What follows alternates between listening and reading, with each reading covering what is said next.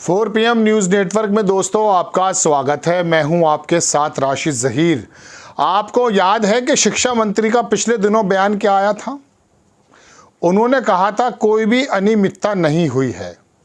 उसके बाद एनटीए के अधिकारियों ने थोड़े से लेवल की एक अनियमितता बताई कि साहब कुछ सेंटर्स पर वाकई कुछ हुआ है, लेकिन सुप्रीम कोर्ट की डांट जब लगी या सुप्रीम कोर्ट के अंदर जब सुप्रीम कोर्ट सख्त हुआ तो वहाँ कलई खुली और उन्होंने कहा कि पूरा का पूरा पता करके लाइए कि दरअसल कहाँ कहाँ गड़बड़ी हुई है। पूरी खबर आपके सामने कल आ चुकी है और एनटीए या सरकार ने ये बात मान ली कि पेपर लीक हुआ है।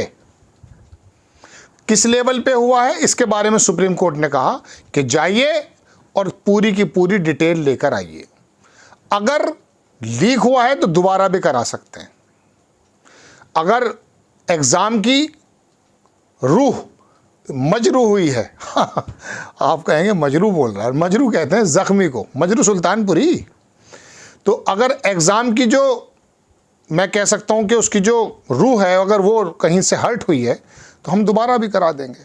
ये खबर आप तक है और मुझे ये खबर बड़ी तो है, लेकिन मैं ये खबर के अलावा आपको जो शिक्षा मंत्री का जुमला था बिना जांच किए सरकार को, अपने आप को, भारतीय जनता पार्टी को, मोदी को और एनटीए को क्लीन चिट देने का जो काम किया था संवैधानिक पद पे बैठे हुए व्यक्ति ने, आपको लगता नहीं कि वो तार तार हो गया?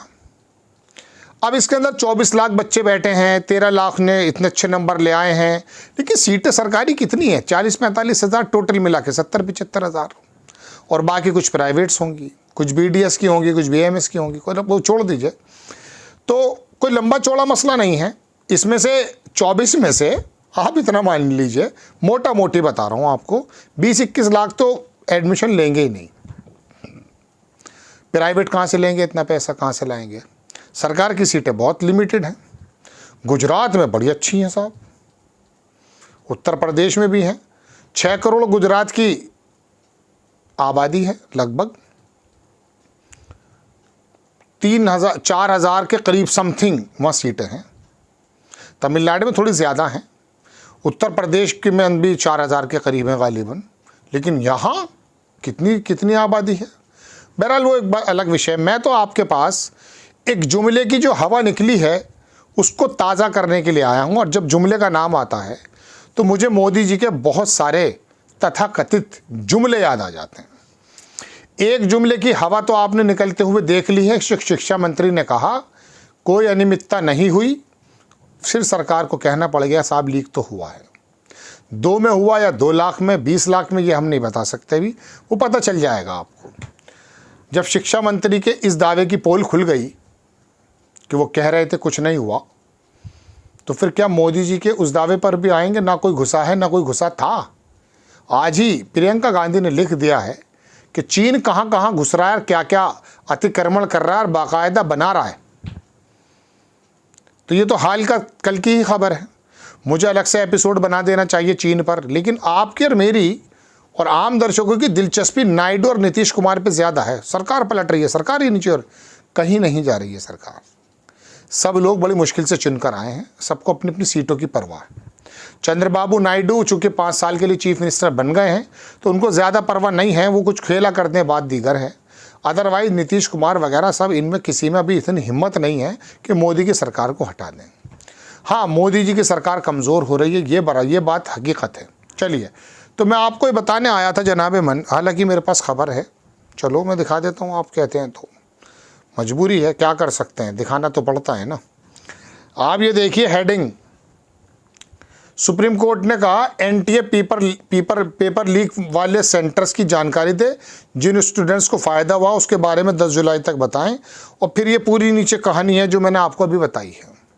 मुझे धर्मेंद्र प्रधान के तो एक ही जुमला उसका फ्लॉप हुआ है ना, पिछले साल भी कुछ मामले हुए थे ऐसे। मैं तो आपसे ये पूछने आया हूँ कि digital India, make in India, वो इंडिया, ये इंडिया, कितनी बातें सुनी थी आपने। किसान जो रीढ़ है आपकी और मेरी, कोरोना में जब तमाम सेक्टर्स ज़मींदोज़ हो गए थे, उस वक्त कृषि सेक्टर जो है वो प्लस में जा रहा था सिर्फ, और अडानी की निगाह यही है। उसकी किसान की आमदनी दोगुनी करने की बात की गई थी। हो गई? अगर हो गई तो मेरी बात को आप दरकिनार कर देना। घर देने की बात की गई थी, रोज़गार देने की बात की गई थी। 15 लाख रुपए का जो जुमला है वो तो देखिए, इसमें कोई दो राय नहीं कि जिस तरह से भारतीय जनता पार्टी ने कभी कभी राहुल गांधी और कांग्रेस को लेकर के झूठ बोला है, साबित है। आलू सोने वाले मामला देख लीजिए। ऐसे ही 15 लाख रुपए की बात मोदी जी ने ये नहीं कही थी कि सबके अकाउंट में कन्फर्म आ जाएंगे। उन्होंने कहा इतना पैसा बाहर पड़ा है कि अगर वो आ गया तो 15 लाख रुपए, 15-20 लाख रुपए तो ऐसे ही चले जाएंगे, ये वाली बात कही थी। देने की बात ही नहीं कही थी। लेकिन विपक्ष उड़ाता है, मोदी जी पे इल्ज़ाम लगाता है। लेकिन मोदी जी ने 2 करोड़ पर ईयर नौकरी के बारे में तो कहा था कि 2 करोड़ नौकरी हर साल भी अगर जनरेट करती यूपीए सरकार तो 5 साल में 10 करोड़ नौकरी हो गई। 10 करोड़ का मतलब जनाब ये हो गया कि एक आदमी को नौकरी मिल गई तो 5 आदमी उस पर आश्रित रहते हैं एटलीस्ट। एक तो वो खुद, 2 बच्चे, 1 बीवी, अगर मम्मी पापा साथ में हैं तो 5 को मान लीजिए। तो 2 करोड़ मिलती तो 10 करोड़ लोग कन्फर्म हो जाते। अब हर साल 2 करोड़ मिलती तो 5 साल में 10 करोड़, और 5 साल और किया उन्होंने, बड़ी ज़बरदस्त। आपने 303 सीटें दी थी तो 10 करोड़, 2 करोड़ नौकरी, 5 साल में 10 करोड़, 10 करोड़ को 5 से जोड़ दीजिएगा, 50 करोड़ लोग बिल्कुल कन्फर्म हो जाते। फिर अगले 5 साल में 10 करोड़, उनके भी 50 करोड़ लोग हो जाते। तो 81 करोड़ लोग लाइन में खड़े ना मिलते। आपने तो इसी बात को सबसे बड़ा समझ लिया। तो ये जुमले बड़े भारी भारी हैं। चीन को आंख लाल दिखा देंगे, नीली आंख दिखा देंगे, ये सारी बातें आपके सामने हैं। चलिए चीन और पाकिस्तान की बात तो बाद में कर लेंगे। ये रोटी रोज़ी का मामला भी अगर हल हो जाता। मैं कल देख रहा था कि एक बंदे की नौकरी चली गई, जब उसने आत्महत्या कर ली, वाइफ को पता चला, वाइफ ने भी कर ली। बेरोज़गारी की वजह से आत्महत्या करने वाले मामले अगर बड़े हैं तो मान लीजिएगा कि मोदी जी विफल हैं, और अगर घटे हैं तो मान लीजिएगा मोदी जी कामयाब आदमी। इस देश को कामयाबी की तरफ लेकर चल रहे हैं। विपक्ष ढिंढोरा और झूठ फैला रहा है, जबकि विपक्ष के पास फैलाने का भी कोई संसाधन नहीं है। ये सोशल मीडिया और मार्क जुकरबर्ग और यूट्यूब वाला ना होता, ट्विटर वाला ना होता, तो आप यकीन मानिए आप और हम बात भी ना कर रहे होते। वहाँ पे वो संदीप, वो कौन सा चौधरी है, वो डीएनए करता था पहले, उसमें वो आया करता रोज़ाना, मोदी जी की एक शानदार बात लेके आपके सामने रखता।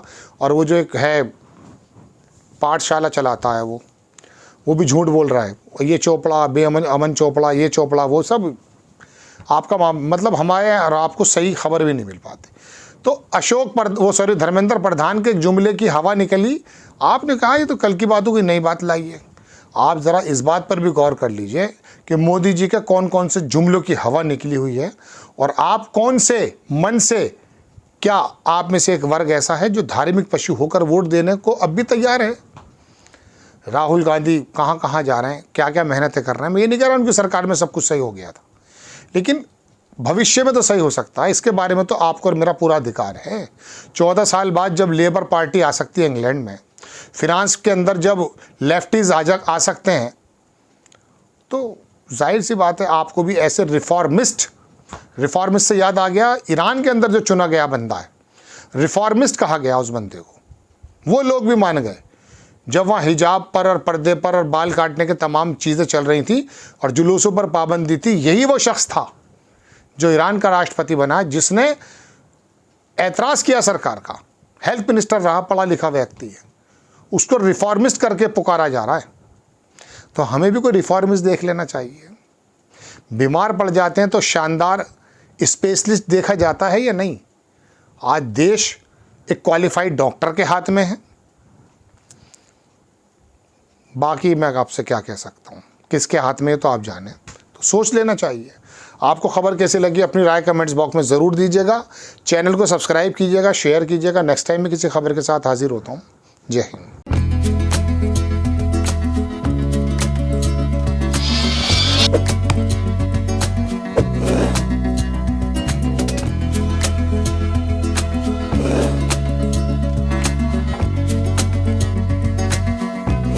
है।